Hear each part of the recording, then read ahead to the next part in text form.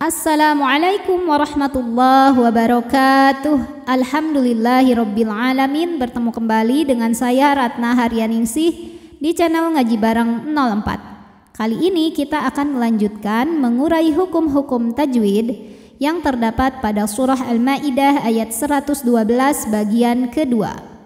Disimak sampai akhir karena nanti di ujung akan ada pertanyaan seputar tajwid. Dan jawaban pertanyaan hari kemarin akan ditemukan pada menit ke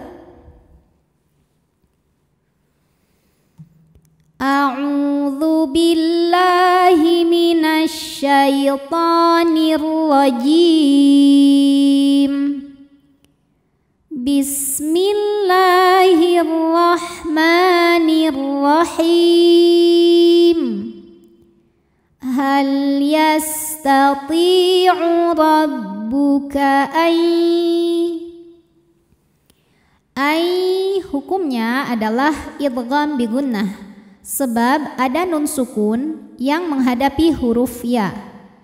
Cara membacanya, nun sukun dileburkan ke ya disertai bunyi dengung ay, jadi bunyinya ye dan tahan ay. Dari mana asal dengungnya? Dengungnya berasal dari nun sukun. Oleh karena itu idgham bi gunnah ini yang ya disebut dengan idgham bi gunnah naqis. Karena apa? Masuknya tidak sempurna. Huruf pertama masih ada sifatnya yang terbawa, yaitu dengung. Dengung bawaan dari huruf pertama. Ayyunazzila, huruf zainya desiskan ya, karena zai ini salah satu sifatnya yang tidak memiliki lawan sofir. Ada desis seperti lebah. Ayyunazzila alai, lai ada harfulin atau huruf lin. Sebab ada ya sukun yang sebelumnya berharokat fathah, maka dibacanya cukup dilembutkan atau dilunakkan. Jadi tidak perlu dipanjangin ya. Alai lembut, alaina. Nah, hukumnya mad tabi'i dhahiri. Sebab ada alif yang sebelumnya berharokat fathah, maka nun panjang 2 harokat. Alaina ma hukumnya mad wajib muttasil. Sebab mad tabi'i ketemu hamzah dalam satu kata.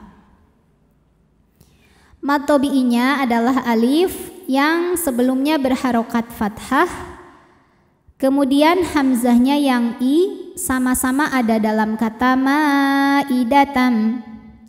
Maka mimnya dipanjangkan boleh 4, boleh 5 harokat, tidak boleh 2. Ma'idatam. Selanjutnya ada hukum idgham bi gunnah karena ada tanwin fathah menghadapi huruf mim. Maka bunyi tanwin lebur ke mim, ma'idatam, sambil berdengung, tam, tahan. Dengungnya dari mana? Dari huruf kedua. Huruf pertama yang tanwin sama sekali tidak meninggalkan sifat apapun, masuk secara sempurna ke mim atau disebut dengan idgham bi gunnah kamil. Minas. Kemudian ada hukum alif lam syamsiyah, sebab alif lam menghadapi huruf syamsiyah yaitu sin. Cara membaca alif lamnya adalah tidak dibaca atau disebut dengan idgham syamsi, dileburkan ke sin. Minas sama. Ma hukumnya mad wajib muttasil, sebab ada mad tabi'i ketemu dengan hamzah dalam satu kata. Mad tabi'inya adalah alif didahului harokat fathah, kemudian hamzahnya i sama-sama ada dalam kata as-samai. Maka mimnya dipanjangkan boleh 4, boleh 5 harokat. Nah, ketika berhenti ini juga boleh disebut dengan mad arid li sukun, karena mad tabi'inya ketemu huruf yang disukunkan yaitu hamzah. Maka mim boleh dibaca dengan 4 atau 6 harokat. Tetap tidak boleh 2 karena ini juga mad wajib. Jadi mimnya panjangin, minas sama, ujungnya agak dihentak pakai naber. Minas sama. agar ke bawah hamzahnya. Kemudian di atasnya ada tanda waqaf, al-waqfu aula, artinya berhenti lebih utama.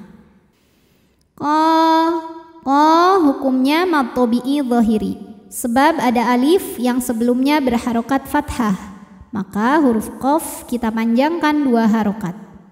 Qalat, nah ini hamzah wasal ya, hamzah wasal kalau di tengah tidak dibaca, kalau di awal dibaca dengan harokat tertentu. Karena ini ada di tengah bacaan kita, maka lewatin lamnya pendek. Ini bukan pemanjang. Qalat taqu. Ku jika berhenti di ku, hukumnya adalah mad tabi'i zahiri. Sebab ada waw sukun yang sebelumnya berharokat dhammah. Cara bacanya panjang 2 harokat. Qalat taqu. Kalau berhenti panjang, kalau terus jadi pendek. Qalat taqullah, gugur madnya, gugur wawunya. Namanya takhallus bil hadzfi. Kenapa bisa gugur? Karena di sini ada pertemuan 2 sukun. Sukun pertama waw, sukun kedua lam. Pada lam tasydid ada lam sukunnya. Sukun bertemu sukun tidak bisa dibaca, sehingga sukun pertama dilepaskan. Qaf dhammah tanpa waw sukun, maka qaf pendek. Qalat taqullaha. Lam jalalah dibunyikan secara tafkhim, sebab harokat huruf sebelumnya dhammah, maka lam dibaca dengan tebal, pangkal lidah angkat. Qalat taqullaha. Kemudian alif lamnya dinamakan dengan alif lam syamsiyah, sebab alif lam menghadapi huruf syamsiyah yaitu lam. Maka cara bacanya alif lam tidak dibaca atau dinamakan dengan idgham syamsi. Qalat taqullah.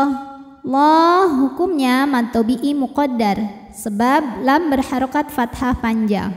Cara membacanya dipanjangkan 2 harokat.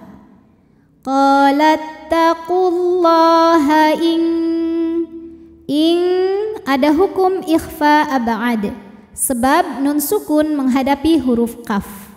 Cara membacanya bunyi nun disamarkan ke kaf disertai bunyi dengung. Dengungnya besar, samarnya sedikit karena kaf makhrajnya jauh dari nun, yaitu di pangkal lidah.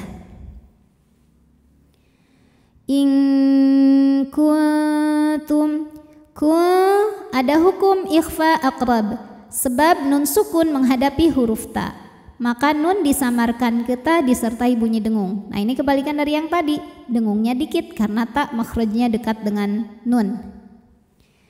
Kuntum, tum ada hukum idgham mimi, sebab mim sukun menghadapi mim hidup, maka mim dimasukkan ke mim yang hidup disertai bunyi dengung, jadi bunyi M tahan. In kuntum mu'minin. Nin hukumnya mad arid li sukun, karena mad tabi'i ketemu huruf yang disukunkan karena waqaf. Mad tabi'inya ya sukun didahului harokat kasrah, huruf yang disukunkannya nun. Maka nun panjang, boleh 2, boleh 4, boleh 6 harokat asal konsisten dalam sekali bacaan. Mu'minin. A'udzu billahi minasy syaithanir rajim. Bismillahirrahmanirrahim. Hal yastati'u rabbuka an yunazzila 'alaina ma'idah an yunazzila 'alaina ma'idatan minas sama'. Qalat taqullaha in kuntum mu'minin. Pertanyaan hari ini, coba sebutkan 6 hukum tajwid dari yang saya tunjukkan. Nama hukumnya apa, sebabnya apa, dan bagaimana cara bacanya. Shadaqallahul azim. Wabillahi taufiq wal hidayah. Wassalamualaikum warahmatullahi wabarakatuh.